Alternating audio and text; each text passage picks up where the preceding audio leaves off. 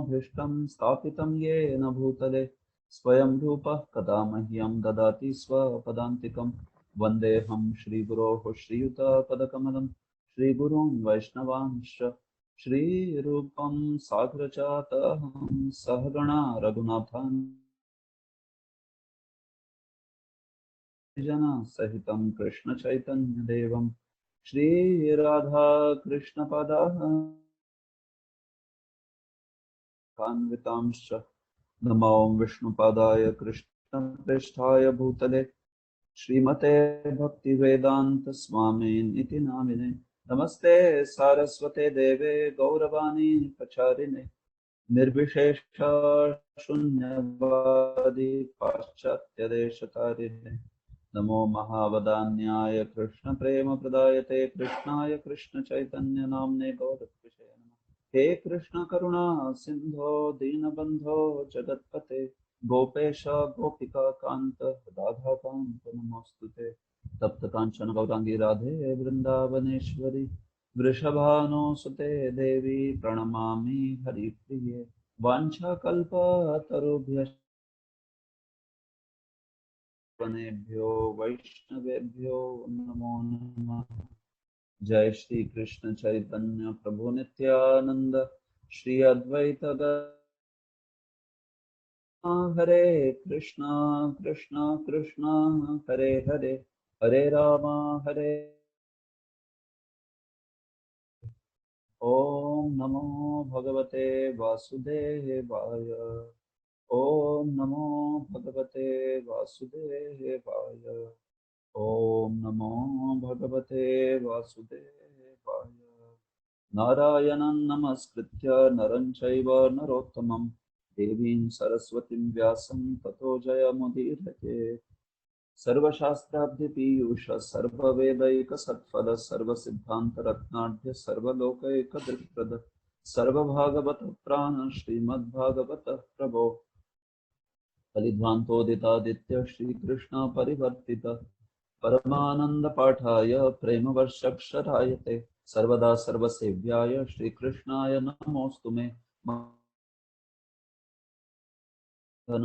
मन्निस्तारकमद्भाग्यमदानन्द नमोऽस्तु ते असाधु साधुता दायिन् अतिनिचोच्चतारक हानमुञ्च कदाचिन्मां प्रेम्णारथकण्ठयो स्फुर श्रीमद्भागवत महापुराण की हरे Krishna so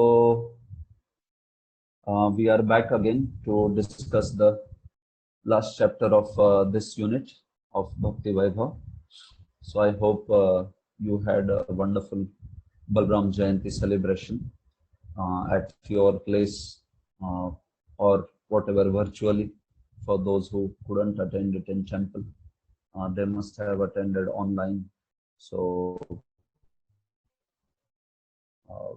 that was a wonderful festival. Here also we had Balram Jayanti celebration at Vrindavan. So we had stopped at chapter 12. In between some verses, like 18 verses we had completed of chapter 12, and then because of some issues regarding connectivity here and shifting at our facilities, so I couldn't take the classes in last week. So now in this week we wish to complete this unit. So we had seen till verse chapter 12 verse 18. So after which there is the prophecies about Parikshit, that all those Vipras, the Jataka Karma Vipras, the Brahmanas who are expert in telling about the astrological calculations, they described to Parikshit, they described to Yudhishthir about Parikshit's qualities.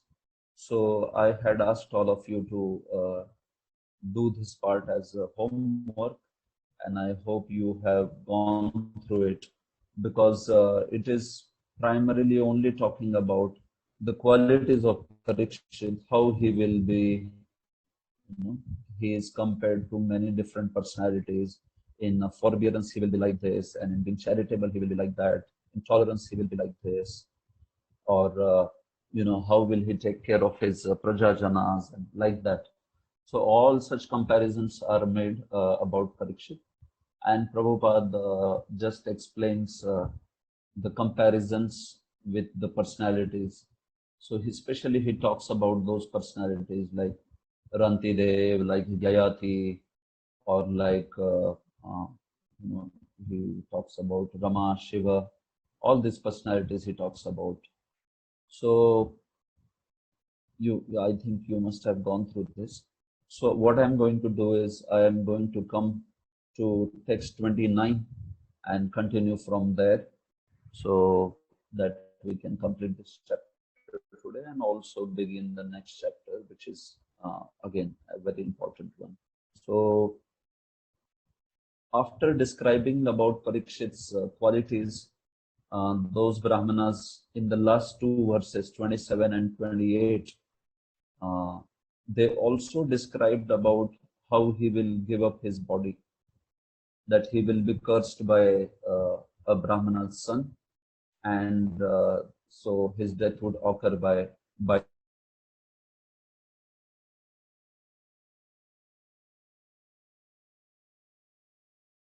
Parikshit is going to depart. So that way Yudhishthir knew about it, and even others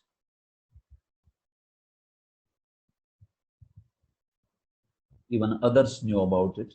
So they heard from these things from Brahmanas, and even though they heard about how Parikshit is going to depart by curse of Brahmana's son, so it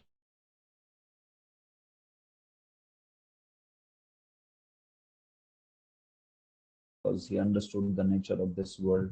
So he was more worried about how Parikshit would rule and uh, what standard of devotional service he would set in, rather than how he would leave his body.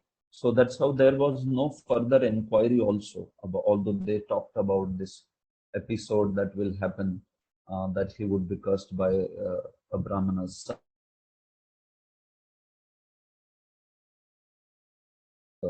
It's natural that Yudhishthir and other Pandavas, all of them knew that naturally the person in material world, nobody sustains, survives. So how he leaves the body is not so much important, but how he is going to rule, how is, especially Srila Vishwanath Chakravarti Thakur mentions that although it was told that Parikshit would be a Mahabhagavat devotee,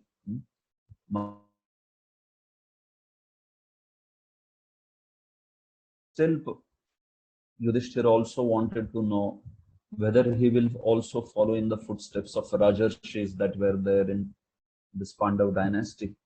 So that's why he asked that specific question also about what would be his qualities and how would he rule. So Parikshit, because he was the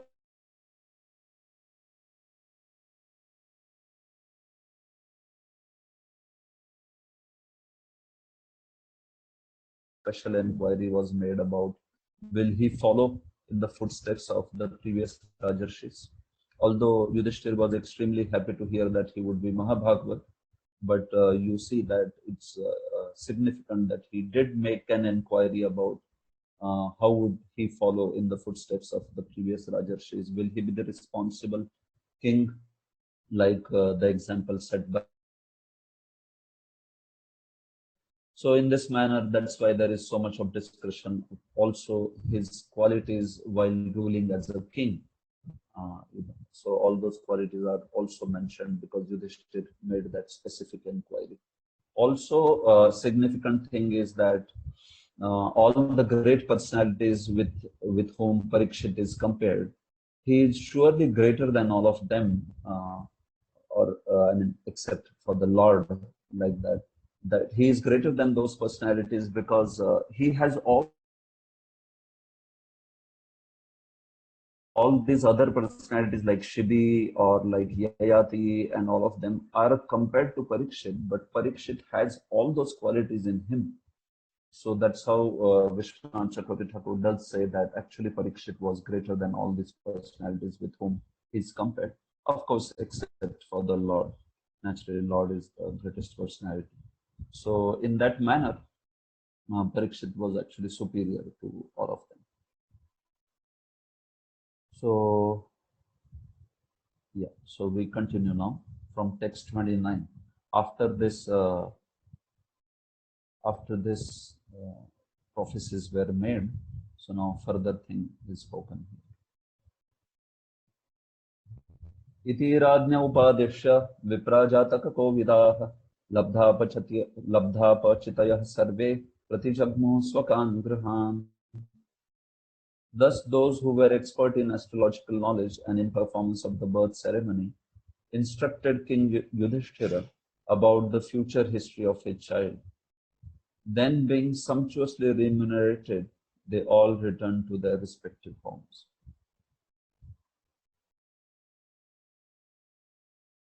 Describing about Parikshit's glorious qualities, all those Jataka Kovidas, means all those expert Brahmanas, Vipras who were especially expert with birth calculations, astrological calculations pertaining to birth ceremonies, they were very nicely remunerated. They were given great dakshina by Yudhishthir, respective homes, Swakan, Grahan. So Prabhupada in the purport talks about Vipras. He says that usually Vipras are those who are expert in Karma Kand, especially in the 6 kinds of the Brahminical activities. Shat Karma Nipuno Vipro, Mantra Tantra.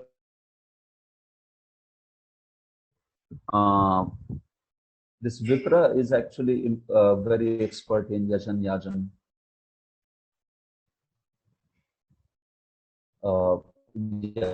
Yajan Pathan Pathan Dan Pratigraha.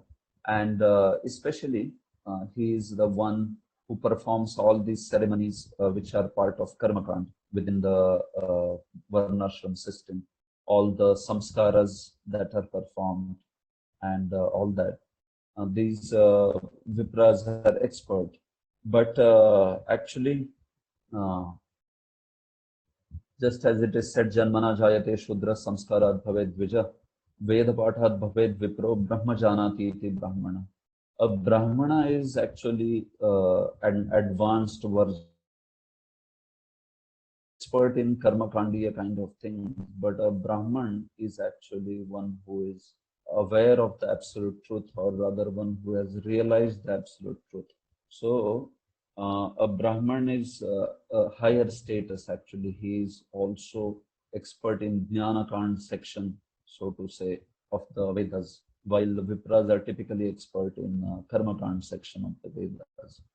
And when those Brahmanas also become expert by becoming devotees of the Lord, Vishnu Bhaktas, so then they become perfected Brahmanas. So that understanding is there, that actually by merely having a Gayatri initiation, one turns into a Dvija. But by becoming an expert Vedic ritualistic Brahman, he is called as Vipra. Of Jnana Kand, he is called as Brahmana. And actually one who is Vaishnava, he is achieved the summit of being Brahman, being a Brahmana, and they are the expert of Upasana Kand, which describes especially Vishnu Upasana. So that's what Prabhupada says, and he says that all of these Brahmins were very nicely given dakshina by Parikshit Maharaj. So these people should be maintained. So even in the Varnashrama institution, even in the Varnashrama dream that Prabhupada also had in the execution of Varnashrama in the current context, he always spoke about certain Brahmanas who would be expert at performing all the samskaras, which are mentioned in the Vedic life. So, especially Vaishnava Brahmanas who are also good at that. That's a great need also in our society, that there is a section of the Brahmanas who also become expert in those things, and so that the proper samskaras are offered to make the progeny into a very So Prabhupada does speak about maintaining all such brahmanas very nicely by the administration. Okay. Sa esha loke vikhyatah parikshediti yat prabhu purvam drishtam anudhyayan parikshet nareshviha. So his son would become famous in the world as Parikshit, examiner, because he would come to examine all human beings in his search after that personality whom he saw before his birth. Thus he would come to constantly contemplate him. So Masud Goswami mentions this point that, so in this manner, actually, he would, this Parikshit who was born became famous as Parikshit, I mean the child who was born, Uttara's son.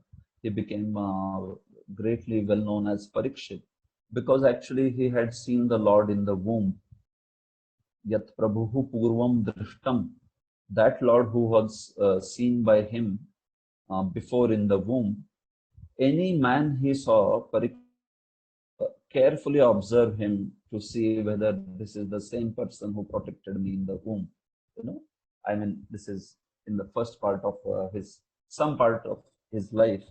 Parikshit would always look for that particular person, you know, who protected him in the womb. Is he the same person? So that's why he became well known as Parikshit, one who does pariksha of every man, whether he is that person who protected me in the womb, that is the Lord. So he would search in that particular manner, Parikshit. So that's how his name actually became. From the Pariksha, the name became Parikshit, you know, in this particular manner. So Prabhupada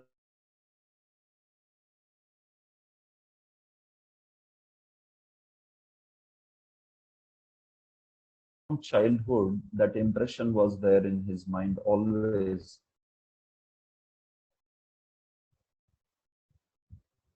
And this is how Parikshit actually, we see that he always looked for the Lord in the world. I mean, he saw the people and he was examining them very carefully whether this is the person who protected me in the womb.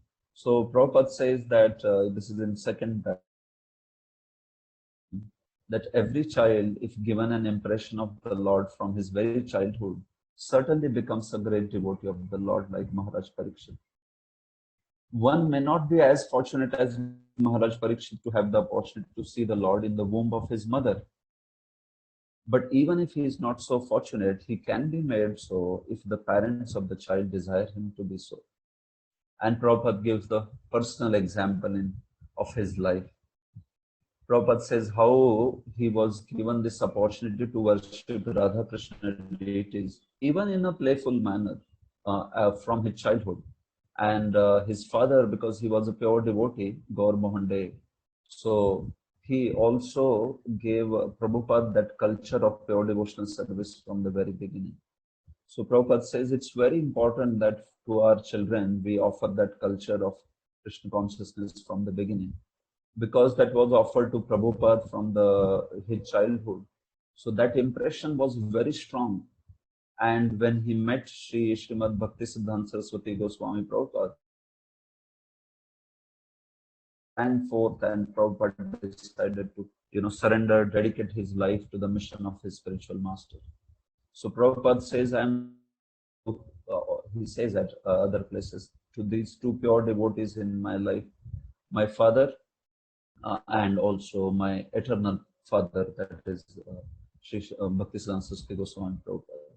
So in this manner, he says that it's very important that the children are offered Krishna consciousness from the very beginning, especially if they are that fortunate that they are taking birth from devotee parents. So it's actually very great responsibility of devotee parents that they offer that spiritual culture to their children from the beginning. So it's very important. While even doing this, sometimes we see that the culture of Krishna consciousness is offered, but then at the teen,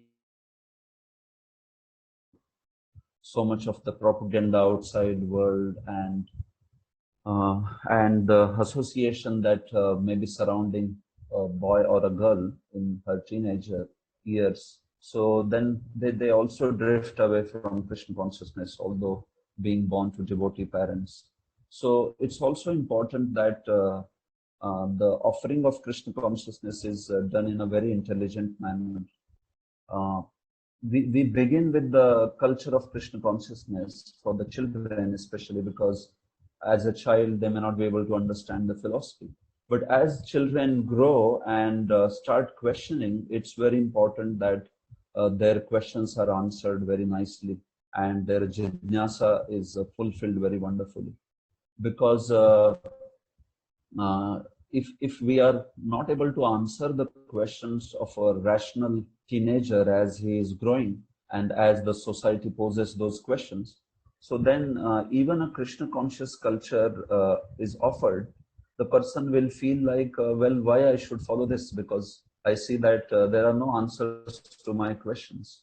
So in case the parents are enlightened and educated and they can answer those questions, it's very nice. In case they are not, it's very important that the children are also offered the right education by people who can guide them in their life, by people who can educate them in their life.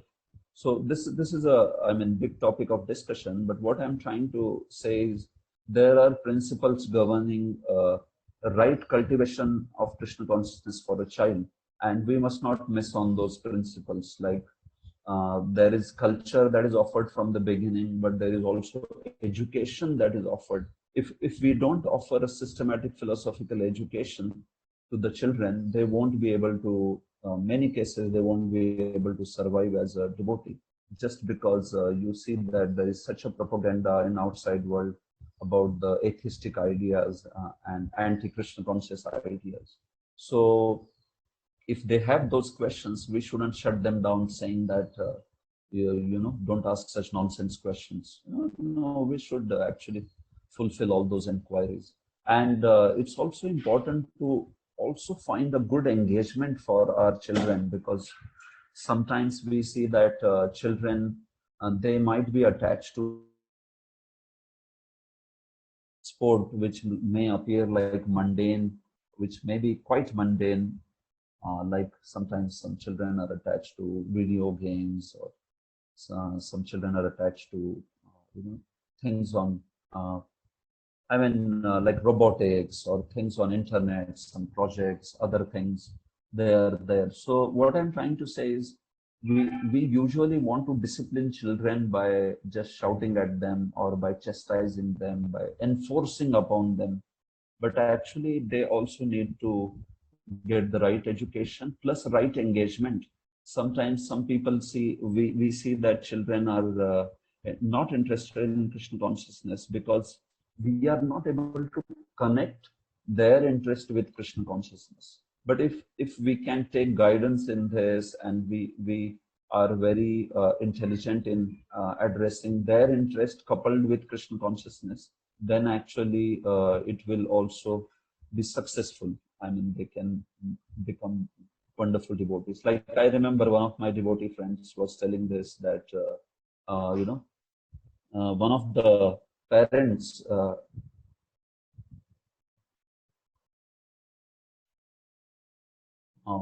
parents were telling about their child that he is not interested in Krishna consciousness.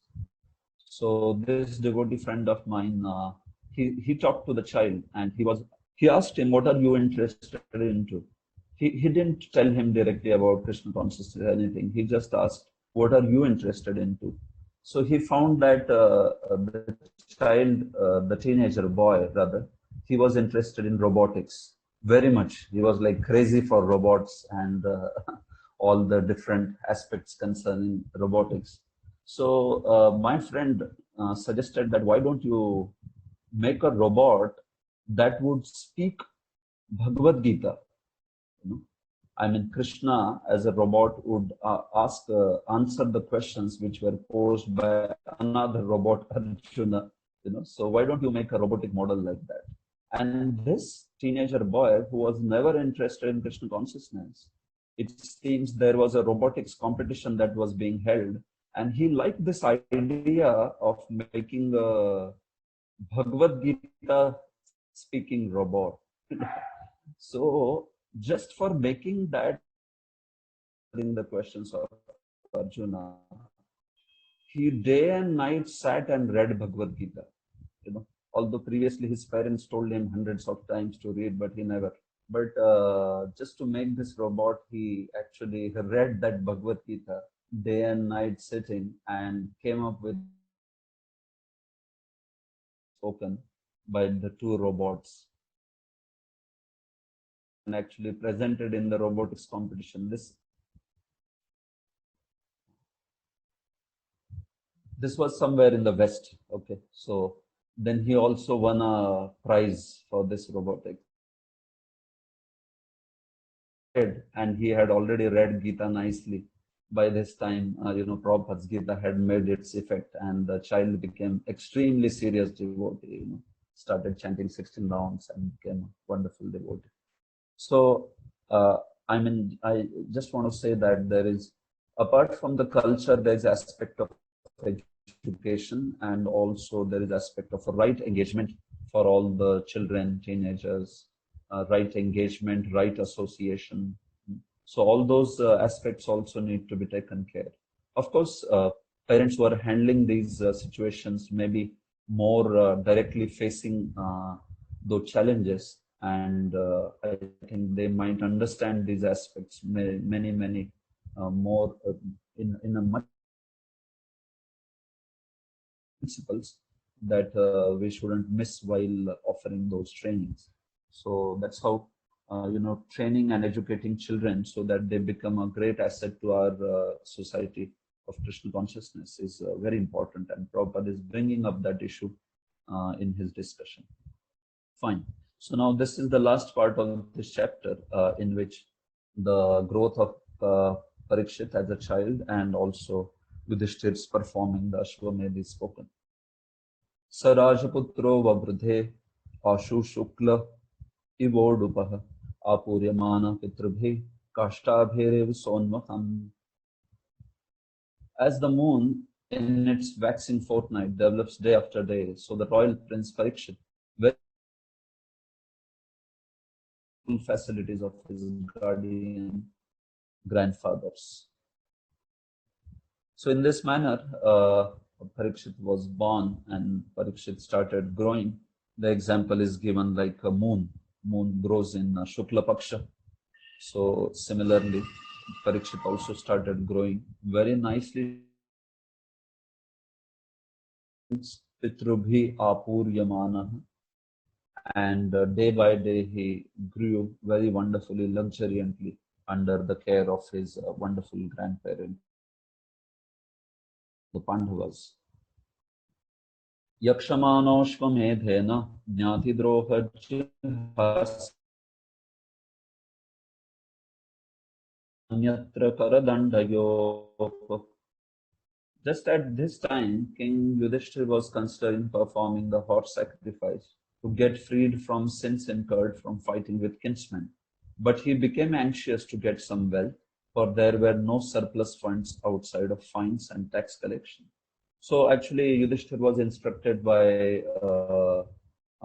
Maharaj Bhishma Dev to perform the Ashwamedh sacrifices. When Bhishma Dev instructed him in his instructions over all different aspects of Moksha Dharma, Raja Dharma, Kula Dharma, Stri Dharma, and all that. So in that particular, at the end of all those Upadeshas, he also instructed him that he performs the Ashwamedh Yajnas. So that was Lord Krishna's desire also. So Yudhishthira Maharaj wanted to perform the Ashwamedh Yajna, but he saw that the whole treasury was empty because of the war at Kurukshetra. So now he really needed money because performing Ashwamedh Yajna is not like performing some modern day sacrifice with some metal Yajna kund which can be carried anywhere, and some Yajna paraphernalia for Yajna that can be brought in a bag So Ashwamedh Yajna is not like that.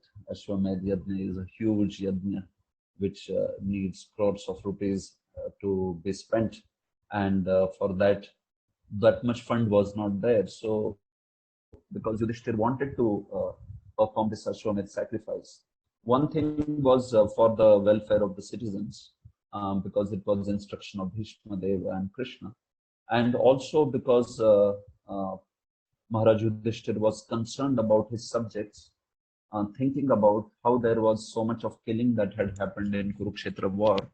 So he considered himself to be responsible for this killing, and smitten by the sin of killing so many men in the battlefield. So he really worried about his subjects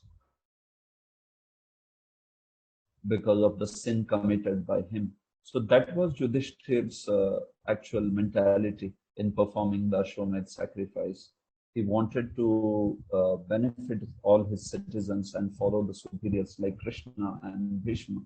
But it was not to show off his great, being a great emperor or anything like that. No, but it was just to make sure that by this sacrifice, he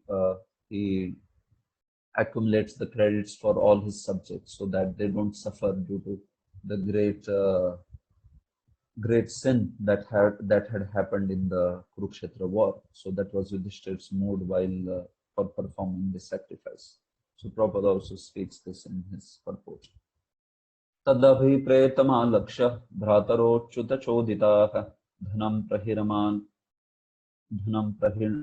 prahinamajahru udicham deshi bhurisha. Understanding the hearty wishes of the king, his brothers, as advised by the infallible Lord Krishna, collected sufficient riches from the north. Yudhishthir's this plan of performing Ashwamedha sacrifice was understood by all the brothers, especially Bhima and Arjuna. So then immediately they went into the northern direction to bring a lot of wealth, to perform all these Ashwamedh sacrifices. Especially Krishna instructed them about this land of north, which was the land of King Marutta. So Prabhupada in purport explains about this history of this King Marutta. So this person was son of one Maharaj Avikshit, and he was a great devotee of sun god. So, he was a great devotee of Yamaraj, not sun. And this Marutta wanted to perform a great sacrifice. So for this, actually, he used so much of gold. He pleased Lord Shankara, Mahadeva, and Mahadev, in being pleased with him, he offered him a great mountain of gold, a mountain of gold. So by that mountain of gold, actually Marutta performed a great sacrifice. And for this sacrifice, actually he gave so much gold in charity, you can imagine, because he had a mountain of gold with him. So everything was golden in his sacrifice. just everything, all yajna paraphernalia was golden, and yajna's canopy was golden, and pots were golden. Brahmanas were given so much charity in gold. Even all the sacrifices, steps, the stairs, steps, anything. It was like anything that could be of a metal, it was golden, actually. So in this manner, we see that he had used so much of gold, so much of gold. And after the sacrifice was over, so much gold was there that the Brahmanas who got so much gold in Dakshina, they couldn't carry it back. So they left the gold there only, because they couldn't carry. Whatever they could carry, they took it, and the remaining, they just left it there, because they couldn't carry it. So much gold was there.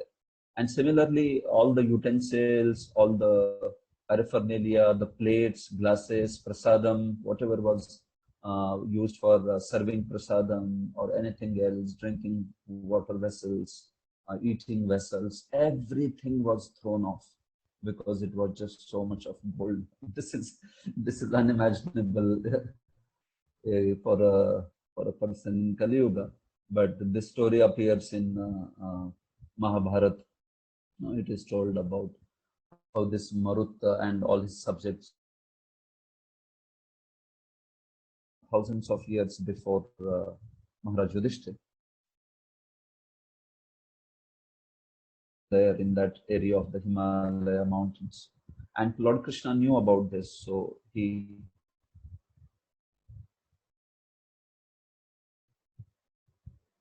told Arjuna about this particular Marutta's gold, and that's how all the, especially Arjuna and others, they set out to fetch this gold for performance of sacrifice by Yudhishthira Maharaj.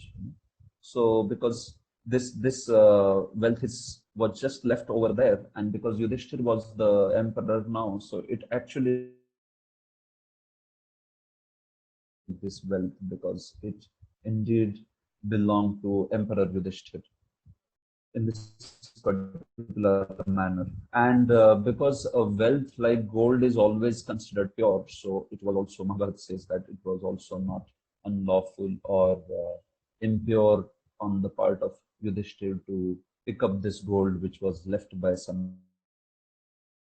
That gold was collected by Arjuna, and that's how Arjuna became known as Dhananjaya. That's the name of Arjuna, who is well known as Dhananjaya, who brought great wealth like that. So that is like eternal names of one of the names of Dhananjaya. So in this manner, this gold was brought by all the Pandavas to perform the sacrifice. Tena sambrata sambharo dharmaputro yudhishthirah vajimedha stribher bhito yadnai samayajat harim. By those riches, the king could procure the ingredients for 3 hot sacrifices. Thus the pious King Yudhishthira, who was very fearful after the battle of Kurukshetra, pleased Lord Hari, the personality of Godhead. So by that wealth, Tena sambrata sambharo, so by that wealth, he could bring all the sacrificial ingredients, the ingredients which were needed for the sacrifice. And then he did 3 hot sacrifices. Vajimedha means Ashwamedha, Tribhi, by 3. By 3 Yajna sacrifices, Samayajat Harim, he worshipped the Supreme Lord, the personality of Godhead, like that. So you see, that was his purpose, primary purpose, that actually he wanted to worship Supreme Lord and please him by these sacrifices. I mean, apart from also welfare of his citizens and also following the instructions of Bhishma Dev, actually his primary purpose was also to glorify, to worship the Supreme Lord by performing these sacrifices. So kings like Rajarshis, like Yudhishthir or like Bharat Maharaj, all of these people, even though they perform sacrifices, actually all of those, so to say, karma kand sacrifices are actually for the pleasure of the Lord. And this topic is very nicely discussed by Srila Vishwanath Chakravarti Thakur Jiva Goswami in the context of performance of sacrifices by Bharat Maharaj, who pleased the Lord so much by his sacrifices, King Bharat, before he became Jadabharat, like that. So if Bharat Maharaj was a pure devotee, why did he perform so many karmakand sacrifices? That is the question raised by Srila Vishwanath Chakravarti Thakur in the commentary. This is in 5th Canto. And he gives a great detailed explanation of how this karmakand sacrifices for such Rajarshis were never actually karmakand sacrifices. They were completely Krishna conscious sacrifices, because they saw that all the result sacrifices, various limbs, like the demigods are offered many different things in the sacrifices. Those demigods also they viewed as various parts of the Lord's body. So literally, whenever something is offered to, Indraya Swaha, so literally it was like for Krishna, it was offered to Lord's arms, because Indra is compared like arm of the body, So in that particular manner. So actually for them these sacrifices were completely Krishna conscious. They never ever thought about demigods within these sacrifices and all that. So same way with Maharaj Yudhishthira also. And he performed these 3 sacrifices and became actually a well-known king. His fame reached far and wide, even to the heavenly planets. So this is also one point that is mentioned in the Tikas, that just by mere 3 sacrifices of Yudhishthira, actually Yudhishthira's fame became as good as, or rather more than, King Indra, who performed 100 Ashwamedh sacrifices. So this is Lord Krishna's special mercy on his devotees, that even though they may not be able to do as much as materialists do in terms of material enterprises, but if Krishna wishes to give them name and fame and glory, Krishna can give them that name, fame, glory so much. Just as by 3 Ashwamedh sacrifices, Yudhishthira became well known, just as like Indra performed 100 hot sacrifices. So in this particular manner. So Prabhupada speaks about this opulence in the Maruth's time, and he says that how nobody desired that gold. It was left like that. Even citizens didn't claim it because it was not there, and they were so prosperous that they didn't need actually. So imagine if this mine or gold was available somewhere, there would be wars in the countries to get that there, and all the business magnates would be the first ones to reach there and make big money like that. But these were actually very exalted people and citizens who were also satisfied with what they had. Also, Prabhupada comments in the paragraph about Bhitaha.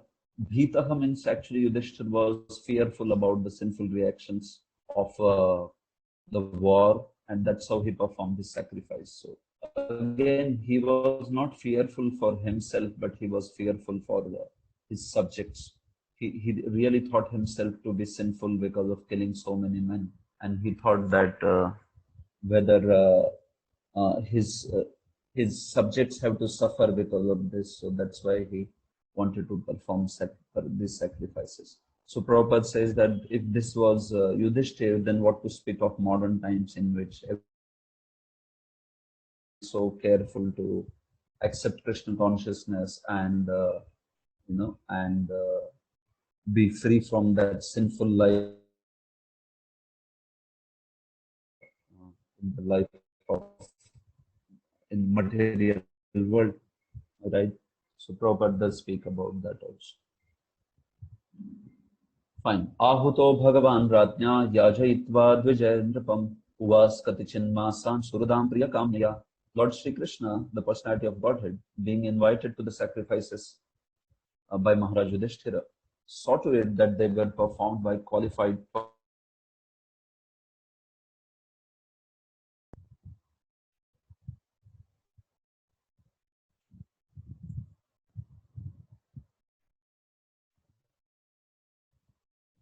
After that, for the pleasure of the relatives, the Lord remained a few months. So Lord Krishna was again called to called to Hastinapur after his departure that we have discussed already. And Lord Krishna was called back for Ashwamedh sacrifices. And then that's how Lord came and performed these Ashwamedh sacrifices. Under his supervision, they were performed by learned Brahmanas. And again, he stayed for a few months to please all his beloved relatives. And then he was ready to depart again. Tato radnyabhyanudnyata krishnaya saha bandhubhi yayodvaravatim brahman sarjuno yadubhetvritaha. O Shaunaka, thereafter the Lord, having bade farewell to King Yudhishthira, Draupadi and other relatives, started for the city of Dwaraka, accompanied by Arjuna and other members of the Yadu dynasty. So then after staying there for a few months, then again Lord Krishna, he took the permission from Yudhishthira and Queen Draupadi and all other relatives of his, and then he went back to Dwaraka. this time accompanied by Arjuna. Arjuna also went with him, and some Yadus who had also come up with the Lord from Dwarka, they also went back to Dwarka along with the Lord. So that's the last verse, and this is how this chapter ends. Thus end the Bhaktivedanta purports of the first canto, 12th chapter of the Srimad Bhagavatam, entitled Birth of Emperor Parikshit. At this point, I would take a pause and check if there are any questions on what we have discussed. So then we will be.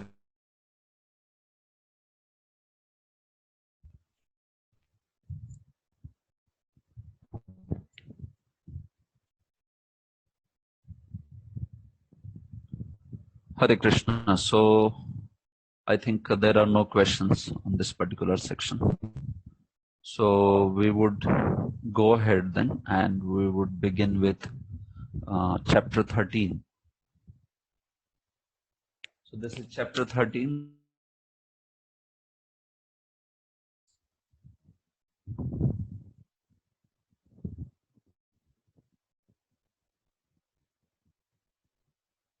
There is a question in Yajna in bygone ages. It is said that the animal used to get new body. Please elaborate. Okay, I guess so. This understanding is given by Prabhupada in many places in his purports, and this is also spoken by Lord Chaitanya in Chaitanya Charitamrita. So I think you certainly have certain understanding on this. Only the sacrifices would have an animal who would be sacrificed, and that particular animal would regain the body. Many times Lord Chaitanya says that an old horse would be chosen for sacrifice, and then the animal would get a new life. Baldev Vidyabhushan in his commentary on Bhagavad Gita also says that not only the animal would get a new life, means it would get a new body, but it would also go to heaven once it is dead. The animal would go to heaven. He says that that is how the animals which are slaughtered in the sacrifices like this, if the successful, then the animal would get a new body which is young, and also after the death, that is when that particular animal dies, it would also go back to heaven. So that was kind of the benefit that the animal would receive. So this would very much depend upon the expertise with which the there was mistakes in all the technicalities. Brahmanas were not pure. Brahmanas couldn't chant properly. Many other technicalities. Then the sacrifice wouldn't generate a result, and instead it would generate a pratyavaya, means actually an opposite result. So not only they would not get the desired result. Suppose they want to do a sacrifice for so not only that desire will not be fulfilled if the sacrifice goes wrong, all of them include. So that is known as pratyavaya, So that's how Krishna in Bhagavad Gita says that in this effort, iha abhikramanashaha. So in this effort, there is no loss or diminution, and also there is no pratyavaya. If we don't succeed in Krishna consciousness, there is no pratyavaya. In fact, whatever we have done is remains as eternal bank account. So you may see this idea in Chaitanya Charitamrita in Lord Chaitanya's discussion with Kazi. This is discussed also in details. It was mentioned by Srila Prabhupada that all the kings up to Parikshit Maharaj were the emperors of entire planet. Then why again Yudhishthir Maharaj had to perform horse sacrifice to confirm his sovereign monarchy? Yes, because you see, it is part of a king's re-establishment of his supremacy. The very fact that the Kurukshetra war was fought by the kings of this world, it means that some of the kings were against Yudhishthir, isn't it? If they were not against Yudhishthir, then why was the question of fighting from the side of Adharma? So the very fact that the kings were fighting from the side of Adharma, so it showed that some of them were actually not accepting his sovereignty, and they instead wanted Duryodhan to be the king, or whatever, they wanted to be independent kings. So in that case, when the war was fought, although all those kings were killed, it becomes a mandatory thing for the king to establish his sovereignty over all those regions from where the kings came to fight against him also. So, the regions where would have also joined fight Yudhishthir. So because we established the said, now accept the sovereignty, Sarvabhaumatva of King Yudhishthir. And that's how then once it is established, then Sarvabhauma Raja. So in that particular time to time there need, because naturally it's the material, and sometimes the kings would go against the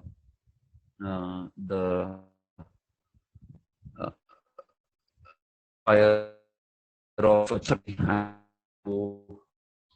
and rule on their own terms, like that it was needed. And we see that's how there was some stiffness which Arjuna also been giving on this Ashwamedh sacrifice.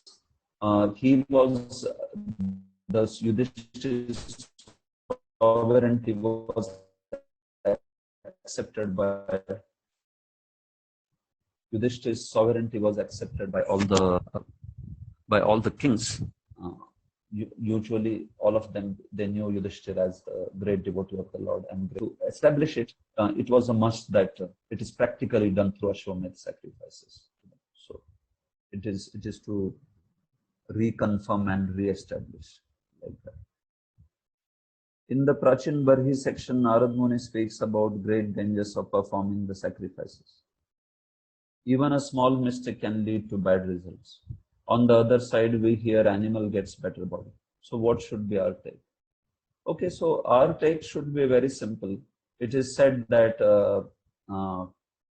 Ashwamedham Gova Lambham and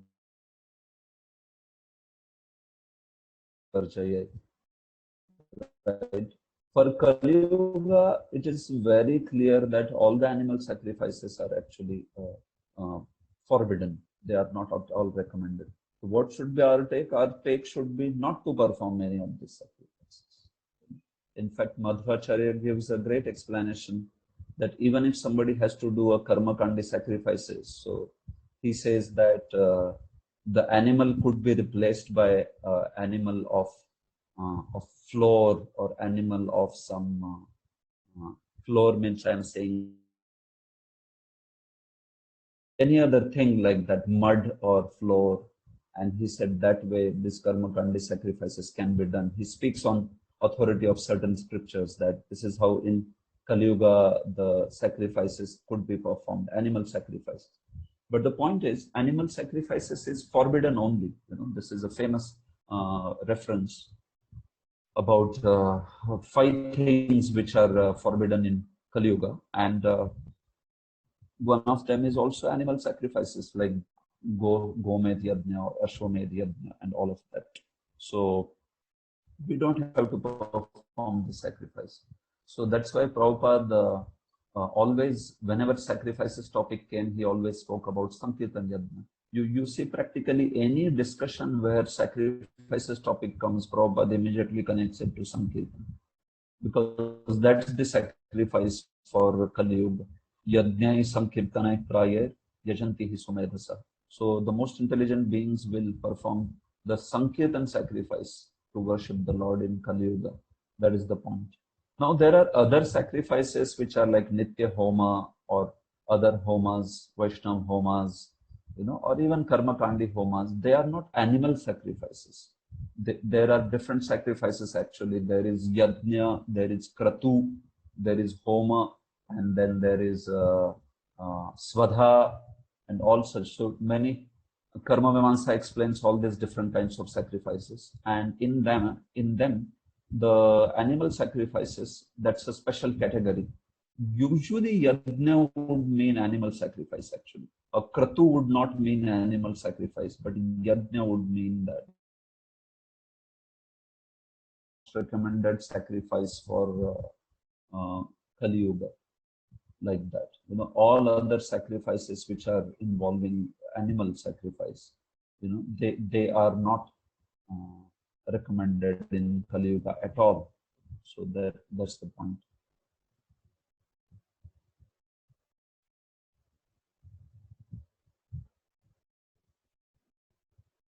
Demigod and Lord Vishnu get share and power of sacrifice, power from sacrifice. How to reconcile it? Please explain. Yes, so this is the universal system that is made by the Lord. So what happens is the sacrifices they are performed to in favor of the demigods and Lord Vishnu, who is the master of all sacrifice, Yadneshwara.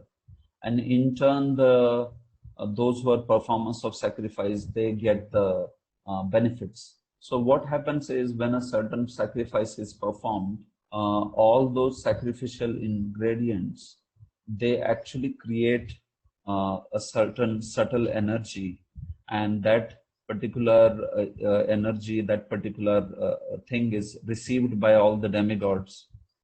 So this is by the universal management that happens. This is all subtle system by which those demigods get the shares of the sacrifice. So what literally it means when it says that they get the strength is actually all those sacrifices, they in turn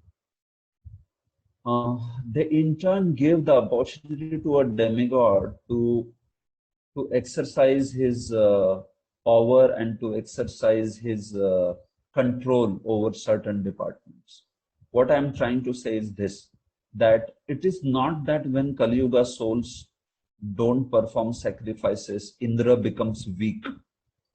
That's not the case actually, that Indra becomes weak or anything like that. Sometimes some descriptions like that do come, but point is, it's like this, that it's something like this, that the tax not being paid to the government, so it then kind of makes them helpless.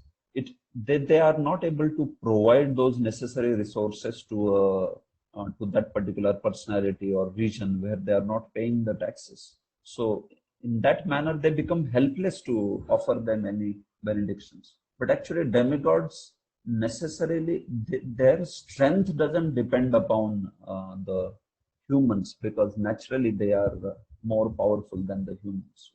So you see in Kali Yuga, Indra is not Indra or all the demigods, they don't get much share of the sacrifices. But it's not that they are dying because there is no sacrifice. No, what happens is they stop coming to the Bhutala,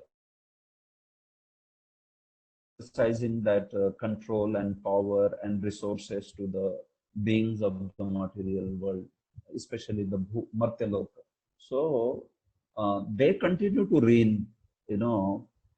Typically an Indra goes on in his life for a Manvantara, so that naturally a Manvantara has 71 Divya Yugas, so that means 71 Kali Yugas. So if Indra is going to pass through every Kali Yuga, his reign is going to remain. So where there are no sacrifice in that particular Kali Yuga, still Indra sustains, right? And he continues with his activities and all. But the subjects suffer, means the Martyaloka beings, they suffer because they are not performing the sacrifices, like that. So they get their power means, you understand, it is in terms of paying the taxes, and thereby they can share those resources with the human beings, with the Matyalok. And naturally here, if you talk about Lord Vishnu, then he is playing that role of Yadneshwara. He is also part of the system of, he makes himself as part of the system of Yadnya. So then he also appears and accepts that particular share, although he is actually master of all sacrifices, but he plays that role. So he is a Gunavatar of Sattva Guna. Similarly, he is also playing the role of accepting that particular share of the sacrifice as a demigod, so to say, apparently a demigod.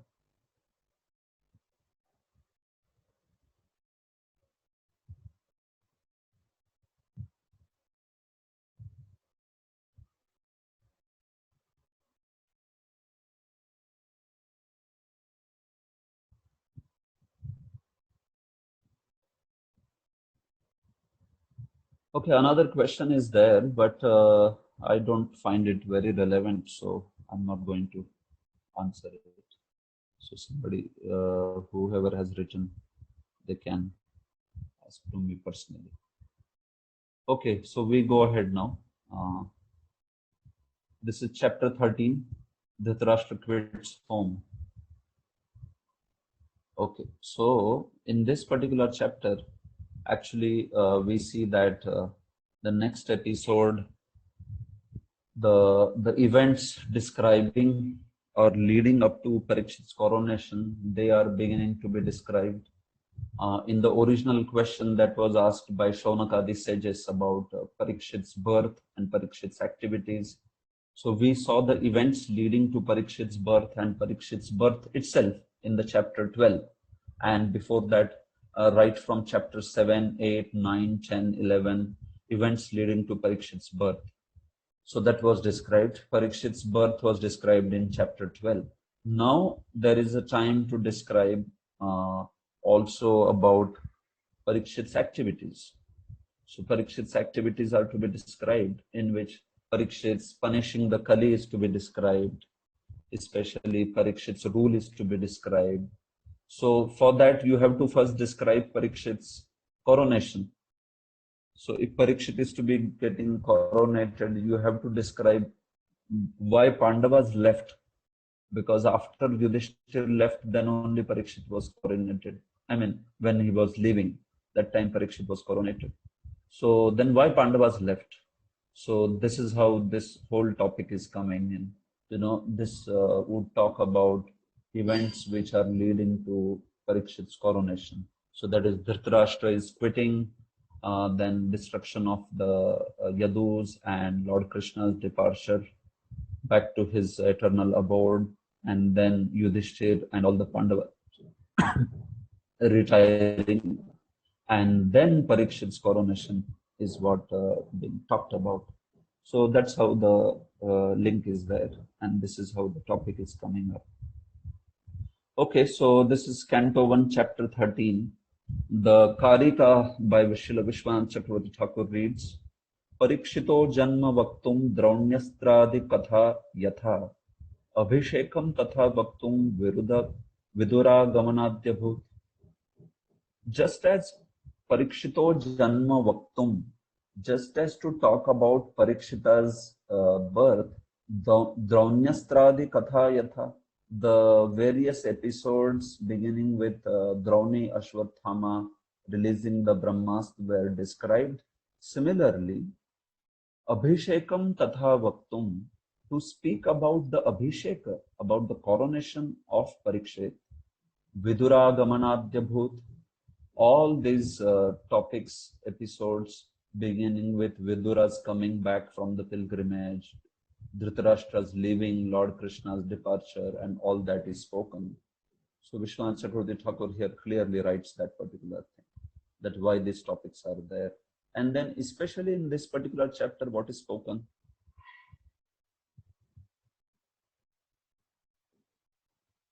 So he says, Vidurasya upadeshena dhritarashtrasya nirgamah Radnyo Vishadaha Shantischa Naradoktya Trayodashe. So in the Trayodashe, 13th chapter, Vidurasya Upadeshena Dhritarashtrasya Nirgamaha. Dhritarashtra's quitting the kingdom by the instructions of Vidura is described.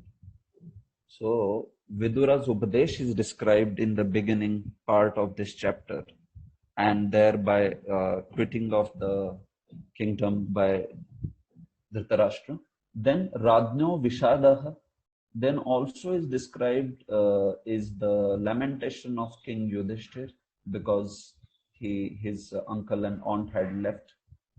He was very sorry that Dhritarashtra and Gandhari had left in such an old age, and he was worried about them. So his distress or lamentation is also talked about. Shantishcha, also his pacification by Naradoktya, by the instructions of Narad Muni, is spoken in the 13th chapter. So three topics basically: instructions of Vidura, Dhritarashtra's quitting, and King Yudhishthir's lamentations, and pacification by Narad. So these are the 3 or 4 topics that are there in this particular chapter. Okay, so Canto 1, this is chapter 13, verse 1. Suta uvacha vidurastirtha yatrayam maitreyadatmano gatim jnatva gata hastinapuram taya vapta vivitsitah. Sri Suta Goswami said, while traveling on a pilgrimage, Vidura received knowledge of the destination of the self from the great sage Maitreya, and then returned to Hastinapur. He became as well versed in the subject as it is high. So Suta Goswami continued the discussion with the Naimisharanya sages, Shaunakadi sages. So he said about Vidura's Tirtha Yatra Yam Maitreyada Atmanogatim. Vidura, in his Tirtha Yatra, he heard from Maitreyat. What did he hear? Atmanaha Gatim. He heard about the destination of the self. Atmanaha Gatim. Srila Jiva Goswami says this is Atmanaha Gatim, means Harehe Bhaktim. He heard about the devotional service unto Lord Hari, because that's the real destination of the of a jiva. That's the real destination of Atmanaha, means of the self. So that's how he heard this from Maitreya about the bhakti. Or Srila Vishwanath Chaturvedi Thakur also says that he heard about Krishna, because topics of bhakti naturally include Krishna and his devotees. So Atmanaha Gatim here actually means about Krishna. He heard about Krishna. And by knowing about bhakti and process of devotional service, Jnatva Agad Hastinapuram, he went back to Hastinapur, this Vidura. Taya Vapta Vivitsita. That by that knowledge, Taya, Atmanah Gatya, उस आत्मना गति के द्वारा, by that knowledge he was, it is said, avapta vivitsita. Whatever he wanted to know was actually accomplished by that. Vivitsa means actually desire to know, just as jidnyasa means vivitsa means desire to ask. Whatever he had desired to ask, that was actually already accomplished by hearing from Maitreya about the topics of bhakti. So this is what the verse is saying. So actually Prabhupada gives a brief who Vidura was and how is that he was doing Tirth Yatra and all that. So you must have also before read only that actually it will come in the future verses also, that Vidura is actually Yamaraj. And Vidura as Yamaraj, he was tired of his job of punishing the sinful souls. So he very much wanted to glorify the Lord and chant his glories, speak his glories. So Vidura Yamraj rather, wanted to actually come to the material world and glorify the Lord, you know. So he wanted a break. Sometimes we also want a break from our daily routine, right? So he wanted a break.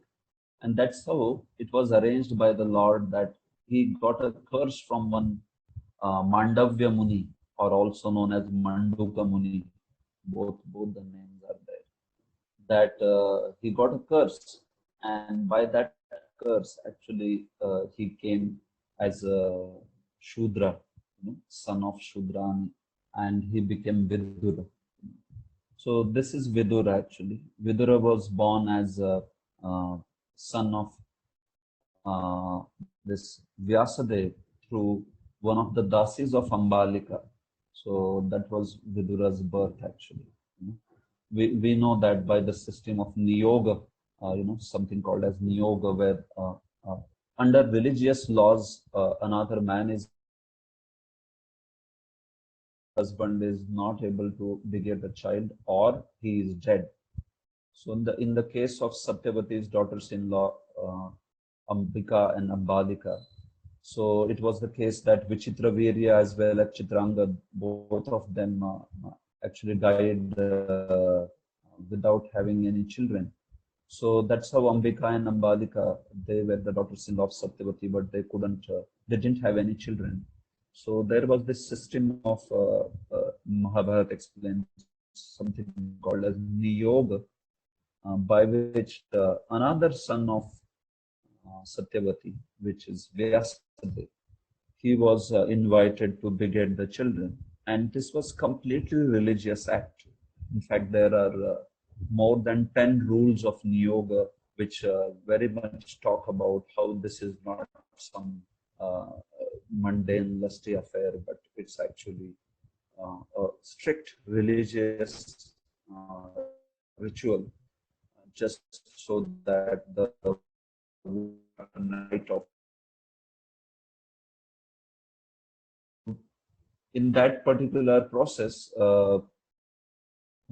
because at one particular point the queens were not actually ready to get begotten by Vyasadev. So Dasi was sent in their place, and then Vyasadev begot a son in the Dasi's womb, and that is actually Vidura. So this was a great, because that Dasi was in a very wonderful mood towards, very great service mood towards Vyasadev. So actually the child who was born was also the great Mahatma Vidura, who was actually a pure devotee of the Lord, a very great devotee. So just by Falena Parichiyate, just by the child also we understand that how the conception of religious affair. So that way. So anyway, the point is Vidura is born like that. But because that Dasi was a Shudrani, so that's how he is known as Shudra's son. And he couldn't inherit any kingdom naturally, because the kingdom was inherited by the Kshatriyas. So in that,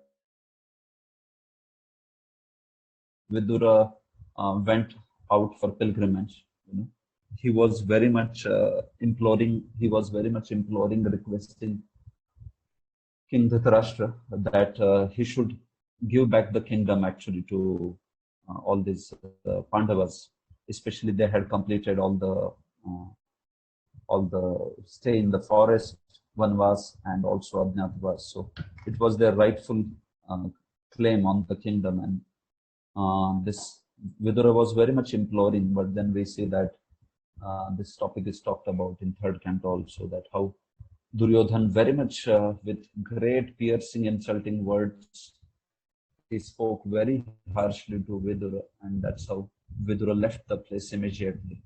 He took it as the whole arrangement to be away from the battlefield, from taking any sides in the battle, and also he took this as an opportunity by the Lord given to him by the Lord to actually do pilgrimage and absorb himself in the visiting various holy places and chanting and hearing the glories of the Lord.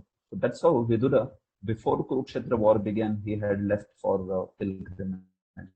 and now he has come back after many years after the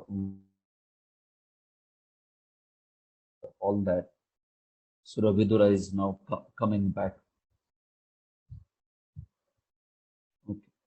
Yavatah kritavan prashnan kshatta kausharavagrataha jataika bhaktir govinde tebhyaschopada ramaha. After asking various questions and becoming established in the transcendental loving service of Lord Krishna, Vidura retired from putting questions to Maitreya Muni. So Vidura has put Vidura puts a lot of questions to Maitreya Muni. This whole episode is there in the third canto of Bhagavatam, as you know, that actually Vidura in his pilgrimage first met Uddhava on the bank of Yamuna. But then Uddhava gave him the news of Lord Krishna's departure. And when Vidura wanted actually to get the enlightenment from Uddhava, because Uddhava is greatly learned devotee of the Lord, Uddhava didn't feel himself out of his humility naturally qualified to actually speak the Krishna Katha to Vidura. So he said instead that at the time of the departure of the Lord, Maitreya was also there along with Uddhava, and instead he takes lessons from Maitreya. So that's how then Vidura went further to find Maitreya. He met him on the bank of Ganges, and then he took the lessons from Maitreya. So the entire third and fourth canto of Srimad Bhagavatam is the topic of Vidura's instructions, Maitreya's instructions to Vidura. So he asks many questions in that, hears about many episodes from Maitreya. And then towards the end of the fourth canto, the last chapter, you see that then Vidura leaves Maitreya, being satisfied completely in his hearing about Krishna consciousness.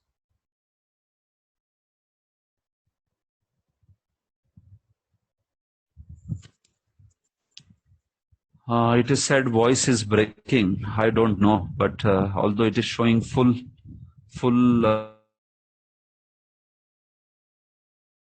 why voice is breaking. I mean, it's just difficult for me to do anything more than this. So unless and until it is very difficult for you to understand, I would continue. So Balbhadra Kripa Prabhu, what do you want me to do? If it is very difficult to understand, then we can consider.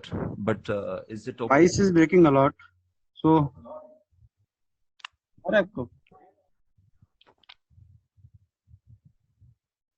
Krishna. Yes, Prabhu. Hare Krishna, Prabhu. Yes, Prabhu. Yeah, Haribol, I can hear you.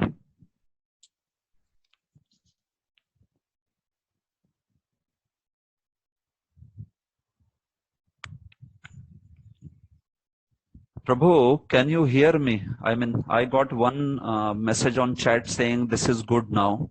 Please continue in this manner. It's breaking. Another response. Okay, it's breaking, but we can manage. Fine. So then we can go ahead.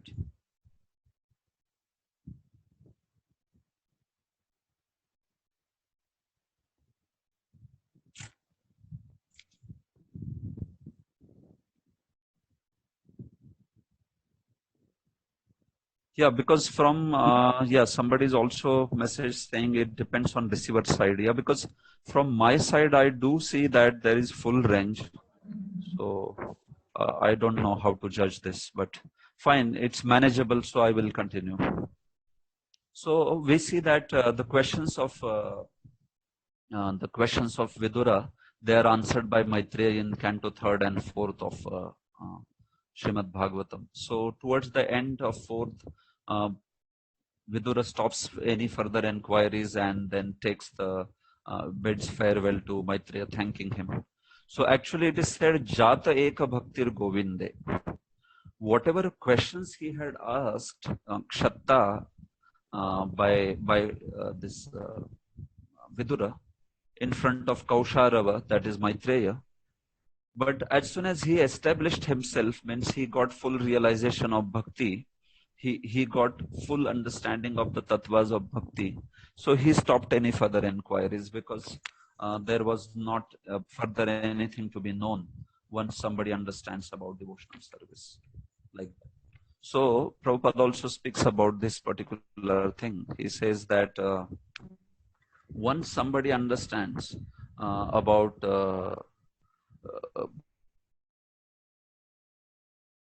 other inquiries are useless, actually. They are not needed. So just as here Vidura also stopped like that. Bhakti is superior to karma, jnana and yoga, and that's how the inquiries of bhaktis are very important, actually. Once those inquiries are fulfilled, so then naturally all the purpose of karma, jnana and yoga is fulfilled. So there is not much inquiry to be needed about karma, jnana and yoga. So this is an important point because sometimes those of us who are very coming from intellectual background may want to just know so many things. Is six astik darshanas. There is Nyaya, Mimamsa, Vedanta. There is Sankhya. There is also yoga. There is karma mimamsa. So if you want to know, even in Vedic streams of knowledge, there is so much to know. People spend their entire life studying just one darshana like that. But then the point is, we are bothered about bhakti. And once bhakti conclusions are understood by somebody, then actually he doesn't need to make so many elaborate inquiries about other aspects of jnana and other aspects of karma or other aspects of yoga like that. So that's the point Prabhupada is mentioning over here. Just as Vidura also stopped, So what to speak of us who have hardly any limited time and limited energy to understand the Shastra like that. Of course, we can make full effort to understand our own Acharyas and Srila Prabhupada's books very scrutinizingly, and whatever helps in that, that can be understood. But in general, Bahu Chitta Bahu Vakya Chitte Brahmahoy, it is said. Bahu Shastra Bahu Vakya Chitte Brahmahoy. If you are too much into reading too many books, too many philosophies, it is quite likely that one will have great bewilderment in his mind, because that's not the process of a devotee, actually. He is more bothered about understanding Bhakti Siddhanta and Rasa Siddhanta pertaining to Bhakti in this manner. Also, Prabhupada in second paragraph talks about how Vidura, he inquired from a bona fide spiritual master like Maitreya. So Prabhupada says a very important statement. He says, one who is not seriously inclined to put questions before a spiritual master need not accommodate a show bottle spiritual master.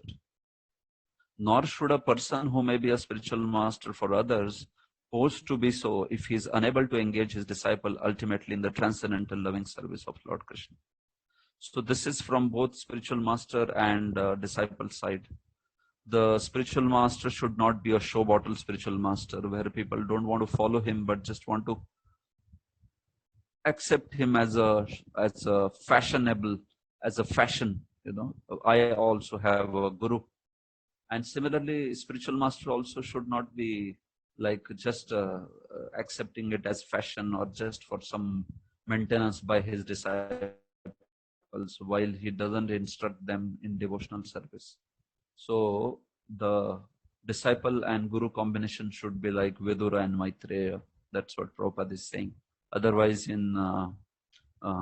especially in Kali Yuga, we see so many bogus gurus and bogus disciples, like that. So they both are, they both spoil the whole system of spirituality by, diluting the whole thing. Like, so when Vidura came back, the effect on all the residents of Hastinapur, especially in the palace of Yudhishthira, is spoken now in the next verses. Tam bandhumagatam drashtva dharmaputra sahanujah dhritarashtra yuyussuscha sutah sharadvatah pratha Gandhari Draupadi Brahman Subhadra Chottara Kripi Anyascha Jamayah Pando Jnatayah Sasuta Striyah. When they saw Vidura return to the palace, all the inhabitants, Maharaj Yudhishthir, his younger brothers, Dhritarashtra, Satyaki, Sanjaya, Kripacharya, Kunti, Gandhari, Draupadi, Subhadra, Uttara, Kripi, many other wives of the Kauravas and other ladies with children, all hurried to him in great delight. It so appeared that they had regained their consciousness after a long period. So, actually, Vidura was very dear to the hearts of all the people. Although Dhritarashtra also didn't didn't pay heed to the counsel of Vidura, but still we see that Dhritarashtra loved him also very much because he knew that he was a genuine well-wisher. Similarly, Vidura was extremely affectionate to Pandavas and Kunti Devi and all of them. So all of the residents of the palace, actually, they became so happy to see Vidura after so much of time coming back to the palace. So they became extremely delighted. So all of them, Yudhishthir, Pandavas, Yuyusu, which was one of the sons of Dhritarashtra, the only son who was alive. Suta is Sanjaya, Dhritarashtra's minister. Sharadvata is Kripacharya, son of Sharadvan. Similarly, Kripi is also wife of Dronacharya. So in this way, all these people, along with wives of the Kauravas, all of them became very, very happy, and they came to receive Vidura. It was literally like it is said. Okay, that's the next verse actually, which says about it was like regaining the consciousness after a long period. So that's the part of the next verse.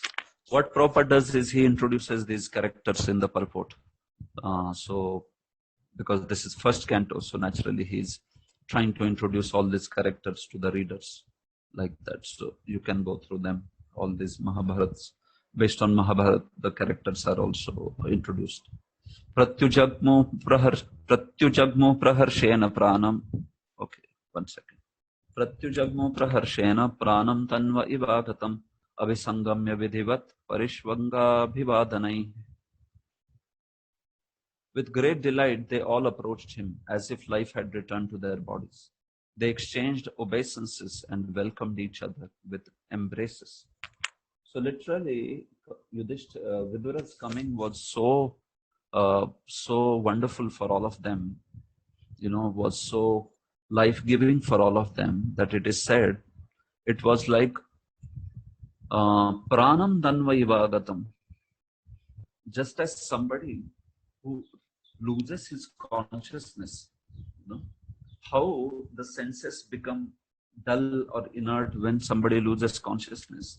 But if the consciousness returns, if the life returns, then how the senses become active again. So exactly like that, actually. Vidura, when he came, it was like without him, it was like they were inert and they were practically lifeless. And Vidura, when he came, he brought in the life in all the residents of the palace like that. So they became so happy, just as a person who gets his consciousness back.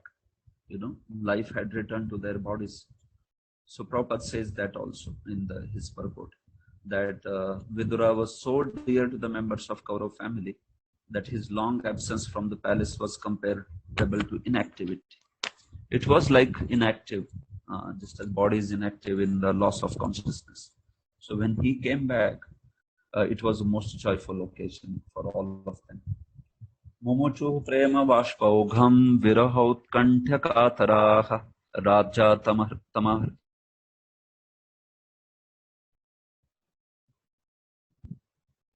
Due to anxieties and long separation, they all cried out of affection. King Yudhishthir then arranged to offer sitting accommodations and a reception. So they were so happy, so happy, delighted to receive you, Vidura.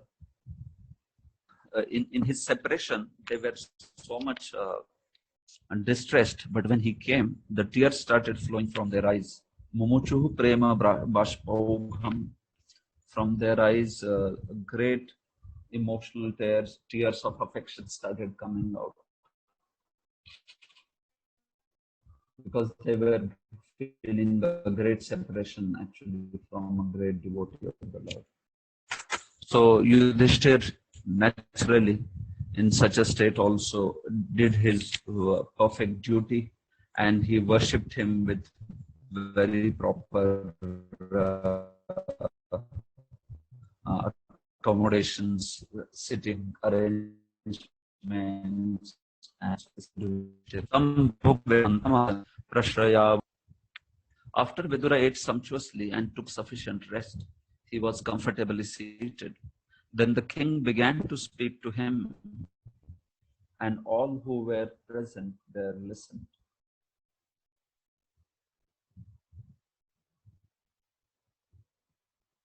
Yes. So after he came, he was fed very nicely, sumptuously he was fed, and after he had rested for some time, then making him sit on Yudhishthir Maharaj spoke to him. Who is humble, Yudhishthir? Naturally, he used to always be very humble and bowing down, because he was naturally very gentle and meek. Although he was the emperor of the whole world, but he was very gentle and meek, and that's how he started inquiring from Vidura, and which the inquiries were also heard by all others. All others were listening to it also. Yudhishthir began to speak to him.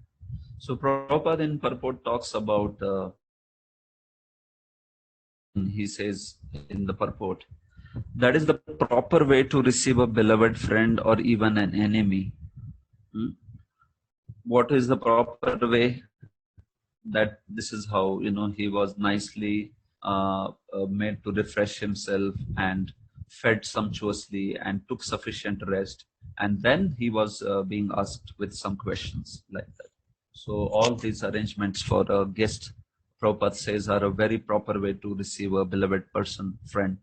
So in fact, so much so that even an enemy is received properly in the Vedic culture.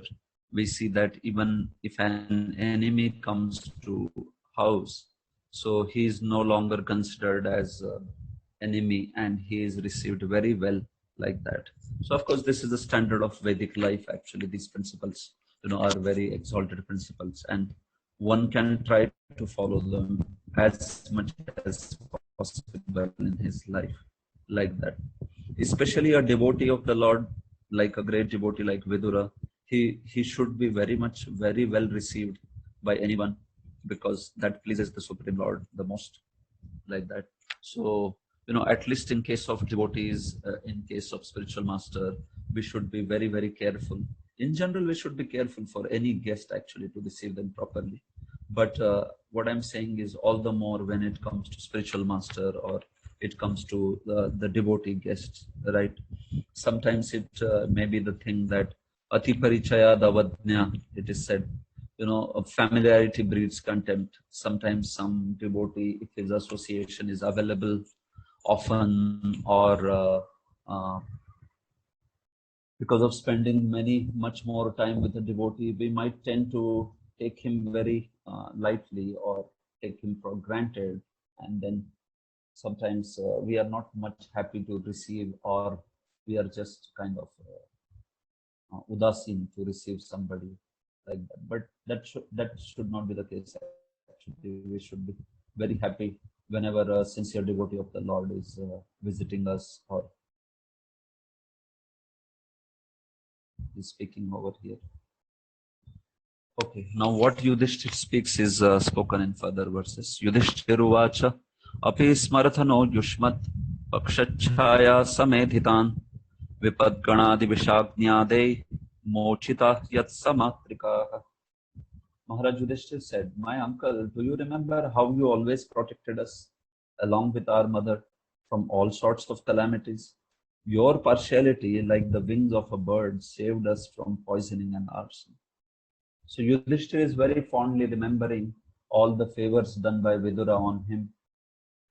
So Vidura is saying, this is after many years after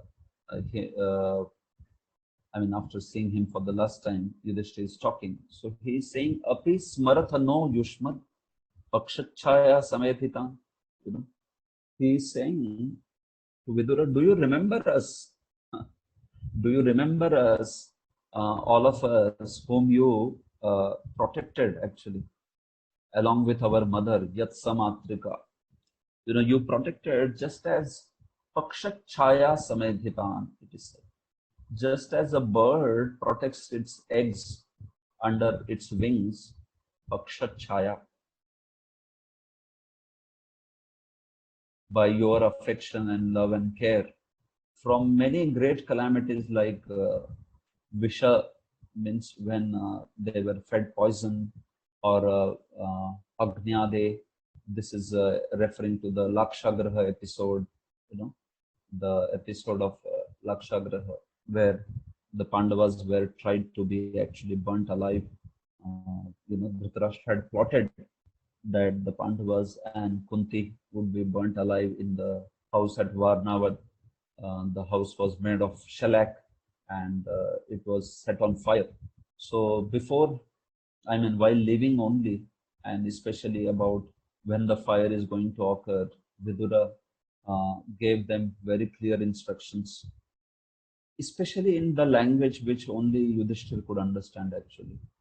He spoke in another language which was not a standard language of other dialect, but he spoke in a coded language, and that too in a language which Yudhishthir understood what he is saying. So thereby he was going to come them in the Lakshagraha like that. So in this particular manner, we see that Vidura always protected them actually. Vidura protected all these Pandavas and Kunti Devi because he was very affectionate to them, because he knew that just as kids they have lost their great father Pandu Maharaj. So because Kunti was a widow, and also all the Pandavas were orphans, especially because of loss of their father. So Vidura was very affectionate to them and protected them always, even to the degree that people used to say that Vidura is actually partial towards Pandavas. So Paksha Chaya here can also mean the partiality. Paksha Chaya can mean Pakshapat also, or it can mean a bird protecting its eggs under the wings. So both the meanings are there over here. So Prabhupada also writes like that. Your partiality, like the wings of a bird. Both the meanings are given by Prabhupada. So in this manner, Vidura was known for his partiality, but obviously it was partiality in the positive sense, because he was not. He also loved Kauravas and Dhritarashtra, but they were not ready to pay heed to his good advice. That was the point. So Yudhishthir started reminding Vidura about all that he did for him and was thanking him for all that. Yudhishthir also made inquiries about how was the pilgrimage and how did he sustain himself. Vidura sustained himself in the pilgrimage. Kaya vritya vartitam vas charadhikshiti mandalam tirthani kshetra mukhyani sevitani ha bhutale. While traveling on the surface of the earth, how did you maintain your livelihood? At which holy places and pilgrimage sites did you render service? So these were the natural inquiries. Kaya vritya vartitam vaha. When you were at the pilgrimage, Yudhishthir is saying to Vidura that when you were doing Tirtha Yatra here, there, how did you maintain yourself? What did you eat? And especially maintain your body. How did you maintain yourself? Like that. Tirthani kshetra mukhyani sevitani habhutale. And which all kani kshetrani, kani tirthani, which all pilgrimage this wonderful land, which all holy places and pilgrimage sites that you went and rendered service. So this is the point. Yudhishthir made the relevant inquiries actually. Yudhishthir made relevant inquiries to Vidura about how he maintained himself and how he also spent his time at the pilgrimages, which all pilgrimages he visited. Right? So actually, Vidura had left for Vanaprastha ashram, considering that opportunity that came to him by Duryodhana's chastisement, severe insulting words. So he took it as an opportunity for Vanaprastha and left. But still he came back. I mean, usually after Vanaprastha, the person just proceeds to take sannyas further. And the wife comes back if she has gone with Vanaprastha, that particular man. Wife comes back and stays with the children.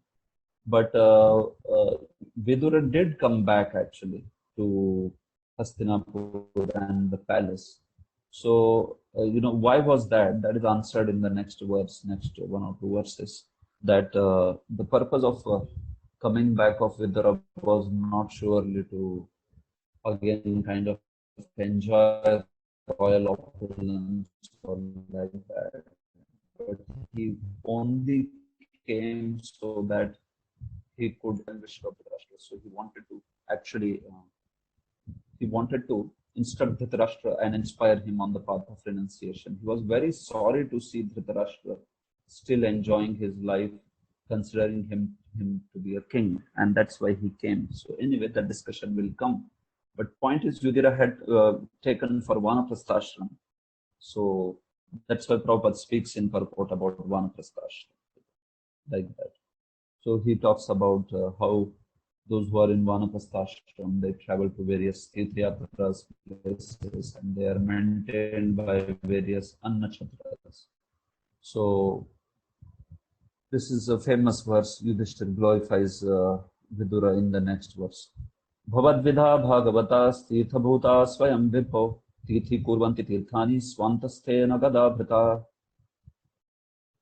My Lord, devotees like your good self are very holy places personified. Because you carry the personality of Godhead within your heart, you turn all places into places of pilgrimage. So he says, Bhavat Vidha Bhagavata. Devotees like Bhagavatas like you, devotees like you, Tirtha Bhuta Swayam Vibho. Hey Vibho, hey, O powerful one, Vidura, you are Swayam Tirtha Bhuta. You are actually Tirthas yourself. You are a holy place. You are a pilgrimage site yourself. And Tirthi Kurvanti Tirthani, you are such a holy place, pilgrimage place, that actually you make the tirthas into real tirthas. He is saying even the tirthas are not as powerful as you, because even they become tirthas. Those pilgrimage sites become pilgrimage places because of people like you, devotees like you. Swantasthena Gadabhrita, because of the Lord Gadabhrit, Lord Krishna, that you carry in your heart. आपके कृष्ण, उसके द्वारा आप तीर्थों को भी तीर्थ बना देते हो. Like that Yudhishthir is saying to him, by the dint of Lord's presence in your heart, you make actually all the places into pilgrimage places. So he's glorifying Vidura in a very choice words actually. And Prabhupada in his purport, he also talks about this particular thing, that how the great devotees are the ones who make tirthas into actual tirthas. Prabhupada says this, that personality of Godhead is omnipresent by his diverse potencies everywhere, just as the power of electricity is distributed everywhere within place. So point is, Lord's omnipresence is there. Lord is present everywhere in the hearts of other beings, or as his energy in the material world. But only pure devotee or great devotee, advanced devotee is able to perceive that particular presence of the Lord. Just like a Vidura, a personality like Vidura. he has realization of that presence of the Lord. And that's how, when such people speak, such people, one associates with them, they are able to purify everything and everyone. See, a tirtha is the one which purifies the desires, right? That's what is an effect. Our desires should become pure. Our thoughts, words, actions should become pure. So what happens, because these people, devotees like Vidura, they can uh, perceive the presence of the Lord and manifest the presence of the Lord, as Prabhupada says. So whenever somebody comes in their association, we see that we also gain that pure desire to serve the Lord. Although we may not be able to act on it like the way they do, because they are dridha vrata, so we may have weakness of heart, but we can see that change of heart, change of desires coming in our heart also when we associate with, like that. Just as holy places also remind us of Lord and our service to Lord, similarly these great devotees remind us of service to the Lord. So that's why even if somebody goes to holy place, actually the most important thing is such a person should find out the association of great devotees and he should hear from them. Prabhupada always speaks about this point, actually, that the real point of pilgrimage is that one should go and hear the Krishna Katha from such personalities who are great devotees.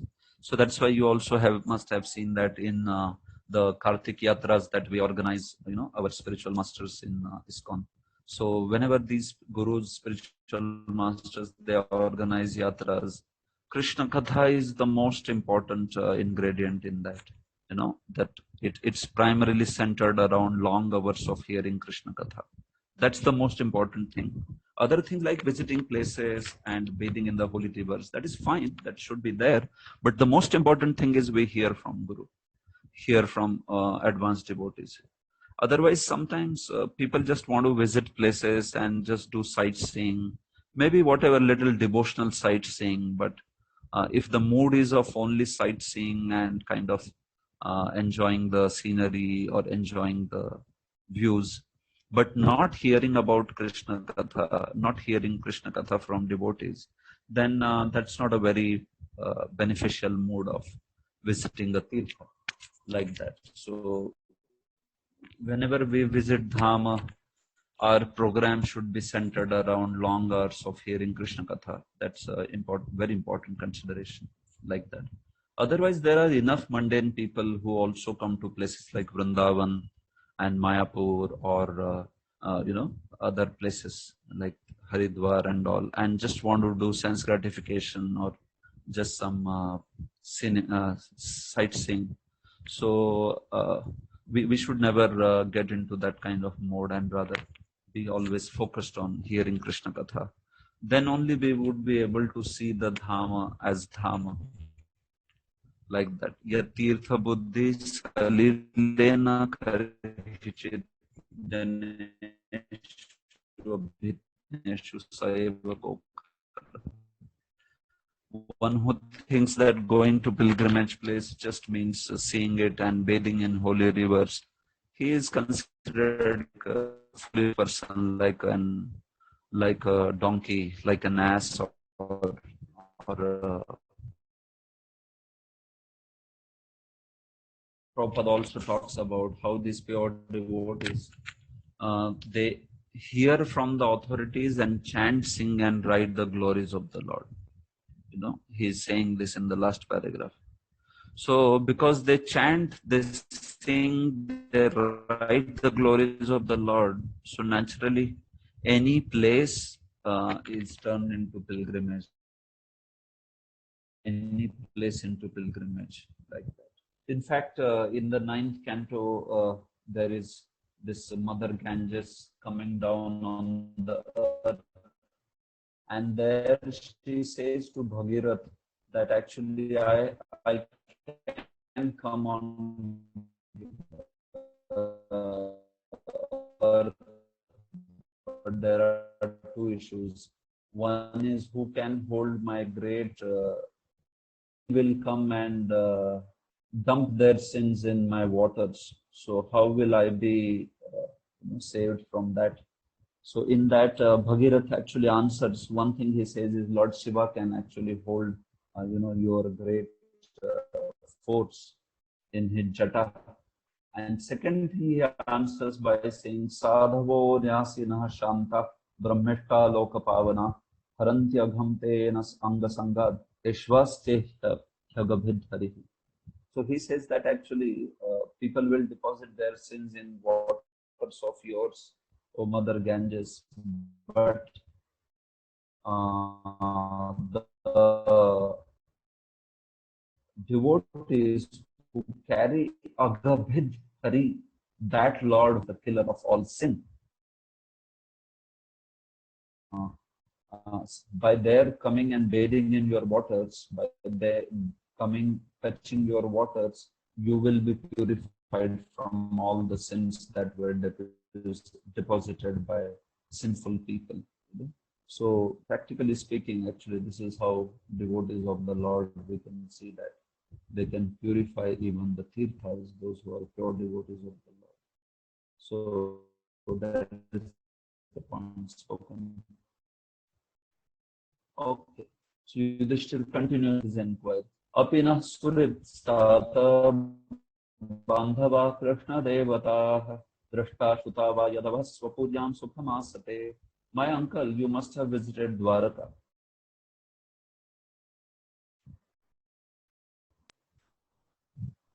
Who are always wrapped in the service of Lord Sri Krishna. You might have seen them or heard about them.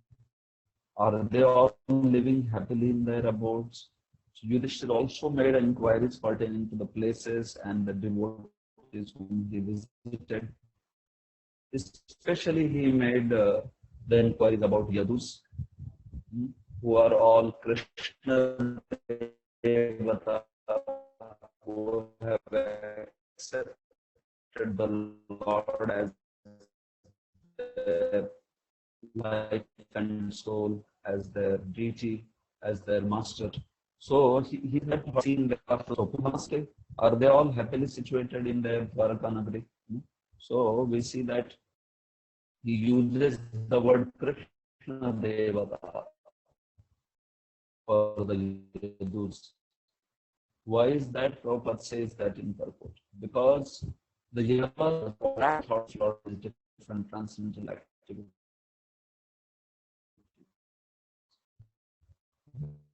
There are all pure devotees of these okay. So he says that Yudhishthira was, Vidura, in order to be wrapped in the remembrance of Lord, left this kingdom, and Yudhishthira was staying in the kingdom. But both of them, because they were pure devotees, so they were in the association. This actually, whether one leaves home, becomes, or one stays at home, the point is one should be absorbed in Krishna. We are not so much about this ashram or that ashram, but we are putting as the center of our life Krishna Devata. So if we are able to do that in whichever ashram, that particular ashram is a favorable, recommended one. So that's saying that Yudhishthira was also having that mood of Krishna, and Vidura was having Krishna, and the Yadus were also like these are all various placed in various kinds of circumstances, but all of them were wrapped in the service of Lord in the same pastimes and qualities. Like that. So I will end with this last I will stop.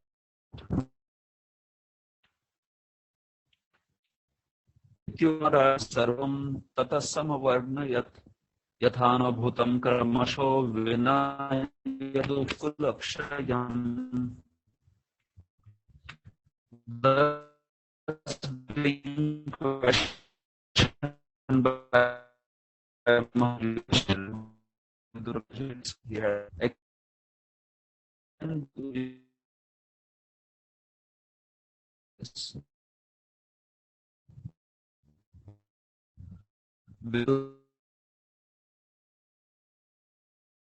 thing. He didn't want to give this particular news to the Yudhishthira and all. So that's why he didn't speak about it. Why he didn't speak about it is spoken in the further verses, which we will discuss tomorrow. Okay, Prabhu. So it's already 1 o'clock, and I wish to stop here. I also am seeing that the sound quality is very poor, like that. So let's see if I have anything about this dongle. I tried Wi-Fi. I also tried so probably it's the problem with the place itself. There is very poor signal here.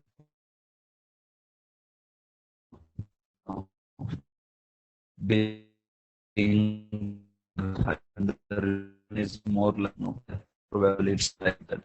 Good, you can try. It's too much, then you think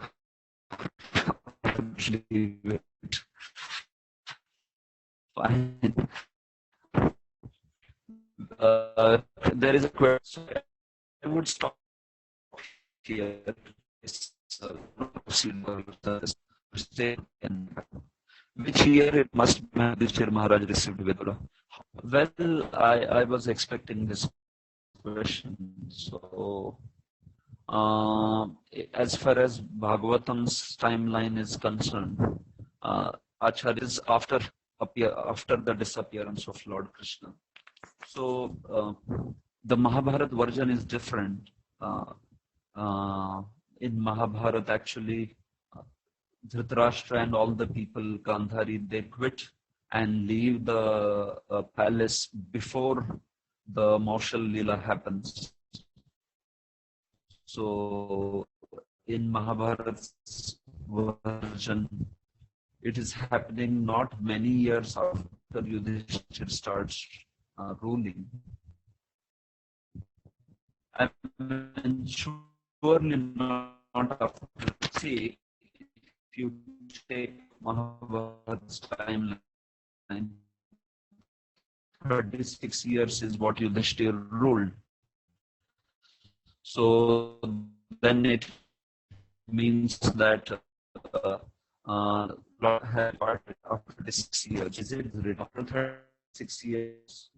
So because 36 years is quite a long lifespan, a long time. So if Vidura, if we take Mahabharat's timeline, then it runs in between actually, not exactly after 36 years. Then he comes and inspires Gandhari and Dhritarashtra, and then they quit, and mostly in Mahabharata. So exactly in how many years is many of the commentators. So I'm not sure what Bhagavatam says exactly in years, but it's years of Yadu dynasty and Lord Krishna. So that is very clear. That's very clear. That's how Vidura didn't describe that incident, right? He had already heard about disappearance, not describe that to Yudhishthira says. So that is for sure like that. But commentators, Jiva Goswami, or none of them have commented on this, at least in the commentaries.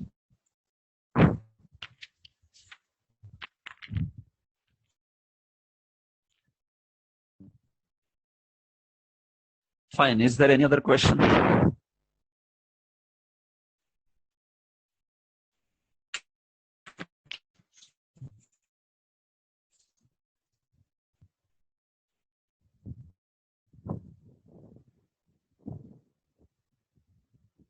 Okay, so it seems that there are no other questions. So, Balabhadra Kripa Prabhu, should I stop here? Haribol? Okay, I would stop here. Yes, Prabhuji. Grantha Srimad Bhagavatam ki. Hare Krishna.